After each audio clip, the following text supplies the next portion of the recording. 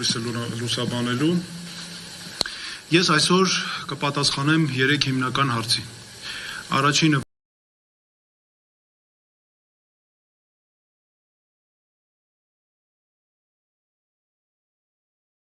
որոնք են մեր երկրում առկա խորքային խնդիրները եւ դրանից հետո կնշեմ թե ով կարող է լուծել այդ խնդիրները, ինչ որակներ ունեցող մարդիկ եւ ինչպես պետք է լուծվեն այդ խնդիրները ու որն է իմ օրակարգը։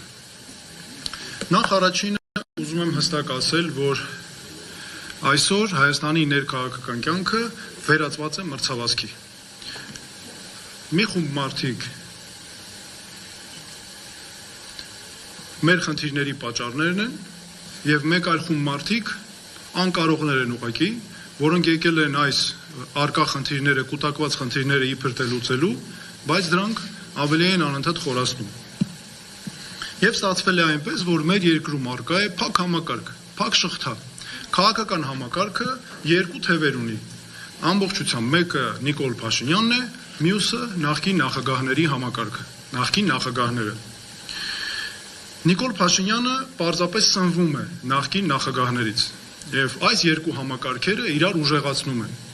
Նիկոլ Փաշինյանը հենց այդպես էլ եկել է իշխանության, նախկին նախագահների ատելության վրա, նրանց ժամանակ թույլ տված սխալներից ելնելով ու հիմա էլ երկիրը պահում է ատելության ու թշնամանքի այս փակ շղթայի մեջ։ Եվ այս փակ շղթան նաև այնպես է ստացվել, որ այս երկու համակարգերը, նախկին նախագահները եւ Նիկոլ Փաշինյանը, առանց իրար գոյություն ունենալ պարզապես չեն կարող։ Եվ այսպես երկիրը մշտապես մնացել է անցյալում։ Այս ամենի արդյունքում նաև անգամ ինչ է ստացվում, անգամ ամենաաբսուրդային բաները, որոնք մեր երկրի անվտանգության, մարտահրավերների տեսանկյունից ուղղակի կործանարար են։ Մի մասը մեզ ծիրանով տանում է դեպի Բելարուս, մի մասը մեզ ուզում է Նիկոլ Փաշինյանը մեզ ուզում է դարձնել Ադրբեջանի վիլայետ, որպեսզի օտարները մեզ կարողանան թելադրել, թե մենք ինչ անենք։ Այս համակարգի պատճառն է, որ նախկին նախագահների եւ Փաշինյանի վեճը վերածվել է այն աստիճան, այնպիսի դրսևորումներ է ստացել, որ օրինակ մի կողմից հայտարարվում է, որ պատերազմը հրահրել է Փաշինյանը, ինչը թեկուզ մենք որքան էլ իմանանք, որ դա իրականություն է, բայց այդպիսի բան ինչպես կարելի է հայտարարել, որտեղ դա Հայաստանը բոլորովին այլ կերպ է ներկայացնում։ Մյուս կողմից էլ Փաշինյանը հայտարարում է, որ Հայաստանի զինվորները ինչու են ծառայում Հայաստանից դուրս։ Սա էլ նույնպես էլ երկու հայտարարություններն էլ մեր պետական շահերին հակասող հայտարարություններ են։ Իսկ իրականությունը հետևյալն է, ստացվել է, որ մենք ունենք 60-ից 70% մեր քաղաքացիներ, որոնք պարզապես չեն մասնակցում որոշումների կայացմանը, քաղաքական որոշումների կարևորագույն որոշումների կայացմանը մեր երկրում։ Այսինքն, նրանք ինչ է արված, այս համակարգի արդյունքում քաղաքական համակարգի, որը ձախողված է, մարդիկ պարզապես հուսահատության մեջ են հայտնվել եւ ընդհանրապես չեն էլ գրում ընտրությունների։ Սրանից է հենց նաև գալիս։ Եվ ես ուզում եմ ասել նաև, որ ես հավակնում եմ դառնալ նրանց ձայնը։ Եվ ուզում եմ նաև դիմել մեր քաղաքացիներին, որ մենք եկել ենք ասելու, որ մենք դառնալու ենք ձեր ձայնը։ Եվ մենք բոլորով միասին կտրելու ենք, ճեղքելու ենք այս համակարգը, որը իմ համոզմամբ առնվազն վերջին 5 տարիները, եթե ոչ ավել, ուղղակի թունավորում է մեր քաղաքական համակարգը։ Հիմա տեսեք նաև ինչ է տեղի ունենում։ Մենք այսքան շրջում ենք գյուղերով ու քաղաքներով, չէ՞։ Մեր քաղաքացիները մեզ մշտապես ասում են, մենք կամ գործ ունենք գողերի կամ անկարողների հետ։ Եվ երկու պարագայում էլ մենք անընդհատ մնում ենք այդ փակ շղթայի մեջ։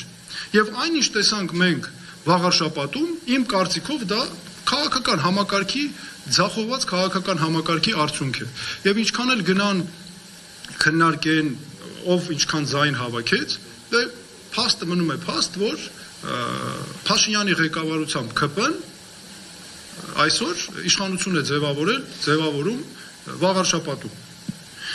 Ես նաև գիտեք ինչն է հետաքրքիր, երբ ընտրությունը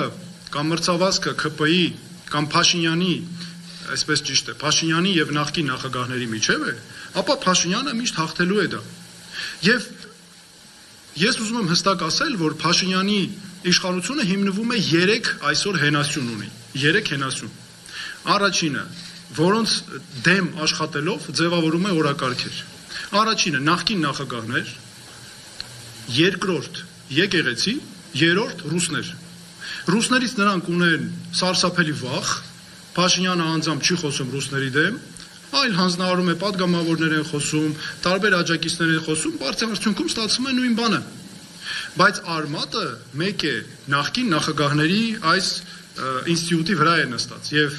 ընդհանրապես նաև ակնհայտ է, որ մեր ժողովուրդը այս հարցին պատասխանել է։ Մեր ժողովուրդը հստակ ասել է, որ նախկին նախագահները իշխանության գալ չեն կարող։ Եվ ստացվել է այնպես, որ նախկին նախագահները սնուցում են ուղղակի Նիկոլ Փաշինյանի իշխանությունը, որտեղ նա սնվում է դրանից։ Գիտեք, ես չեմ ասում, որ նախկինում մինչև 2018 թվականը կամ պաշտոնաթող նախագահների օրոք որևէ լավ բան չի եղել։ Իհարկե եղել է։ Մենք բոլորս ապրել ենք այդ միջավայրում, իրողություններ են դրանք մեր եղել եւ տեսել ենք, բայց պետք է մենք ընդունենք 2018-ը ինչու եղավ։ Որքան էլ որ տարբեր խոսեն արտաքին միջամտություններ եւ այլն, բայց կային խնդիրներ, չէ՞։ Կային ձևավորված խնդիրներ եւ դրանք կուտակվել են ու դրանք նախագահներից որևէ մեկին վերագրել չի կարելի։ Դրանք 18 թվականի դրությամբ բոլոր 3 նախագահների ժամանակաշրջանի կուտակված խնդիրներն էին։ Նույնը ես ասում եմ նաեւ այսօր էլ լավ բաներ տեղի ունենում են, բայց դրանք դրվագային են եւ դրանք մեր երկիրը պարզապես հետընթացի մեջ են պահում։ Ես նաեւ ուզում եմ հստակ նշել, որ ԿՊ-ն ու Փաշինյանի իշխանությունը նեգատիվի իշխանություն է։ Նրանց ինքնությունը նեգատիվ է։ Սա նեգատիվ ինքնություն ունեցող իշխանություն է եւ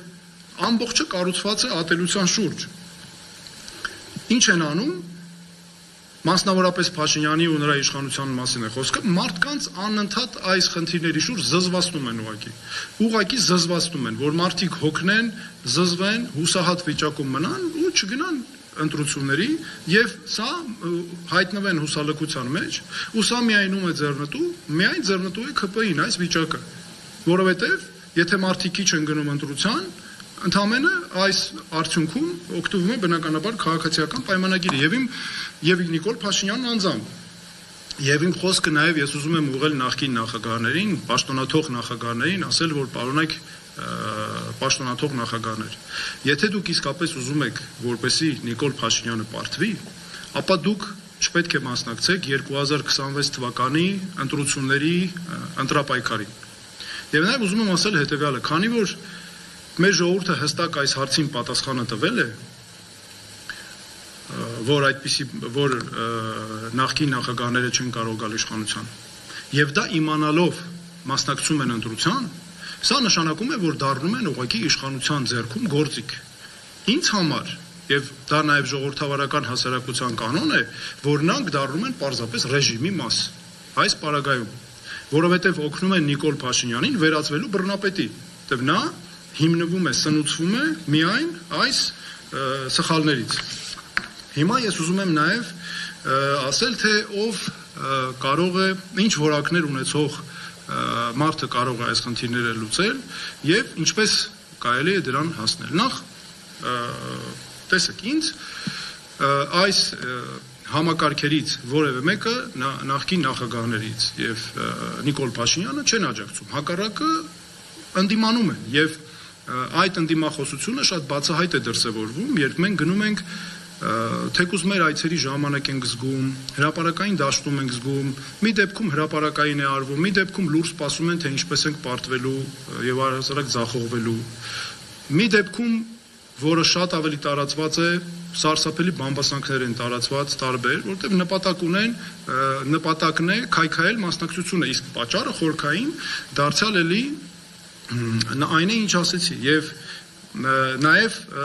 այստեղ մի հետարքիր կարևոր բան եմ ուզում ընդգծել, որ ես ողջունում եմ այս ընդդիմախոսությունները, որտեղ դա մեզ առանձնացնում է իսկապես բոլորից եւ այո, ստացվում է, որ մենք նաեւ որպես ինքնուրույն անկախ ուժ ճիշտ նախաձեռնություն ենք արել։ Իսկ տեխնացուի կարգավիճակով ես ինչու եմ առաջադրվել եւ առաջադրվելու եմ պաշտոնապես, որովհետեւ նախ ուզում եմ թվարկել որակներ, ես ունեմ կրթություն, որը ստացել եմ Հայաստանում, Ամերիկայի Միացյալ Նահանգներում եւ Եվրոպայում, ունեմ մասնագիտական փորձ, որ վերաբերում է, որ աշխատել եմ միջազգային ամենաբարձր ատյաններում որպես պատվիրակությունների ղեկավար, Հայաստանում ղեկավար պաշտոններում, Հայաստանում, Եվրոպայում, Աֆրիկյան պետություններում, Միջին Արևելքում, Ամերիկայի Միացյալ Նահանգներում եւ այդ փորձը բնականաբար օգտագործելու եմ հանուն մեր երկրի զարգացման։ Ես նաեւ կարեւոր եմ համարում, որ այն բնավորությունը, որ ինչ բնավորության գծեր պետք է ունենա երկրի ղեկավարը, ուժեղ, կամային եւ կարողանա իրագործել այն որոշումները, որոնք կոնկրետ իրավիճակից բխում են։ Ես նաեւ ներկայացնում եմ նոր սերնդի ղեկավարություն եւ որովհետեւ մեզ անհրաժեշտ է նաեւ սերնդափոխություն։ Եվ հատուկ նաեւ ուզում եմ նշել, որ ես որպես վարչապետ ապահովելու եմ Հայաստանի երիտասարդության ակտիվ ներգրավվածությունը մեր երկրի կառավարմանը, մեր հասարակության ամենադինամիկ հատվածի, եւ ես հավատում եմ, որ մենք բոլորով հաղթահարելու ենք, մեր ապավինելով մեր ուժերին, ապավինելով ինքներս մեզ եւ ղեկավարվելով մեր հույսով ու հավատով, մեր ուժերով իսկապես հաղթահարելու ենք այս վիճակը։ Ես դրանում համոզված եմ։ Հիմա ինչպես վերջին մասին անդրադառնամ իմ ասուլիսի, ինչպես ի վերջո լուծել այս խնդիրները եւ որն է իմ օրակարգը։ Հստակ ուզում եմ 3 բան նշել. ուժեղ պետություն, ուժեղ անվտանգություն եւ արդար երկիր։ Սրանք այն 3 հենասյուներն են, որոնք մեզ տանում են եւ տանելու են առաջ։ Մենք նախ եւ առաջ արտաքին քաղաքական բնագավառում խորացնելու ենք մեր հարաբերությունները Ամերիկայի Միացյալ Նահանգների հետ, որտեղ Ամերիկայի Միացյալ Նահանգները մեզ համար վստահելի գործընկեր է։ Մենք վերցնելու ենք աշխարհի պետություններից լավագույնը, օրինակ Ամերիկայի Միացյալ Նահանգների դեպքում մեզ համար կարևորագույն նշանակություն է ունենալու կրթական համակարգը, բարձր տեխնոլոգիաների նվաճումները, պաշտպանության ոլորտի ինովացիոն նվաճումները եւ անվտանգության ոլորտի եւ մյուս բոլոր իրավունքի գերակայությունը, ժողովրդավարությունը եւ մյուս նաեւ կարեւորագույն արժեքներն ու համակարգերը որ կան։ Սրա հետ միասին մենք պետք է ամեն ինչ անենք, որպեսզի կրճատենք մեր կախվածությունը, առհասարակ վերացնենք, չի կարող լինել պետություն, որը կախված է մեկ շուկայից, մեկ երկրից, ինչպես տարիներ շարունակ եղել է։ Մենք նաև ամեն ինչ անելու ենք, որպեսզի վերացնենք Ռուսաստանի հետ Դաշնության հետ հարաբերություններում մեր առկա խնդիրները եւ կախվածության աստիճանը։ Մենք պետք է փնտրենք, սիրելի հայրենակիցներ, ոչ թե հովանավորներ, այլ մենք պետք է մեր սեփական հնարավորություններով գտնենք լուծումներ։ Մենք չպետք է ունենանք պետություն, որը չի կարողանում ապահովել ինքնուրույնաբար իր կարիքները եւ իր անվտանգությունը։ Եվ մենք չենք կարող լինել պետություն, որը ինչ-որ մեկի արբանյակն է։ Անվտանգությունը լինելու է իմ թիվ խնդիրը, համար 1 խնդիրը, խնդիրների հարցերի հարցը, անվտանգության հարցը։ Առաջին օրվանից, երբ ես լինեմ վարչապետ, հենց առաջին օրը իմ հրամանով ստեղծվելու է հատուկ հանձնաժողով, որը հանձնարարական է ստանալու 6 ամսվա մեջ ներկայացնել անվտանգության բնագավառի բարեփոխումների ծրագիր։ Այդ ծրագիրը անմիջապես սկսելու ենք իրականացնել եւ մենք առաջին 5 տարվա մանդատի շրջանակում հասնելու ենք մեր հակառակորդի հետ անվտանգության հարցում հավասարակշռության զսպան, իսկ հետո լիարժեք հավասարակշռության։ Որովհետեւ ես համոզված եմ, որ միայն այս կերպ, միայն ուժեղ լինելու շնորհիվ է, որ մենք կարող ենք ունենալ խաղաղություն։ Մենք մշակել ենք հստակ տնտեսական աճի ծրագիր, այդ ծրագիրը արտահանելի մոդելի համակարգ է եւ մենք պետք է ունենանք մեր երկում իհարկե սոցիալական արդարություն, որը երկիրը պետք է հիմնված լինի գիտության բարձր նվաճումների վրա ու պետք է մեր կրթական համակարգը ոչ թե լինի նորաձև, բայց փուչ, այլ իրական կրթական համակարգ, որը մեր քաղաքացիներին ձևավորում է իրական քաղաքացիներ եւ այնպիսի քաղաքացիներ, որոնք իրենց են կերտում իրենց կյանքը եւ ինքնուրույն են դա անում։ Մենք պետք է լինենք իհարկե նաև ամբողջական նաև բարեփոխումն է ենթակա, մյուս համակարգերը, գյուղական համակարգը, կրթական։ Իհարկե նաև այս ամենը պետք է արվի Սփյուռքի հետ միասին։ Եվ օրինակ անվտանգության համակարգում մենք առաջնահերթ աշխատելու ենք թե Հայաստանի մասնագետների հետ, թե նաև Սփյուռքի մեր հայրենակիցների հետ։ Ու նաև պետք է գնահատենք բնականաբար Սփյուռքի մեր հայրենակիցներին, նրանց վաստակը եւ ներդրումը։ Օրինակ, այդպիսի լուծումներից մեկը անմիջապես լինելու է օդանավակայանը անվանել Շարլ Անձնավոր օդանավակայան, որը կարծում եմ գնահատական է կարևորագույն։ Բացի այն, որ մասնագետների նաև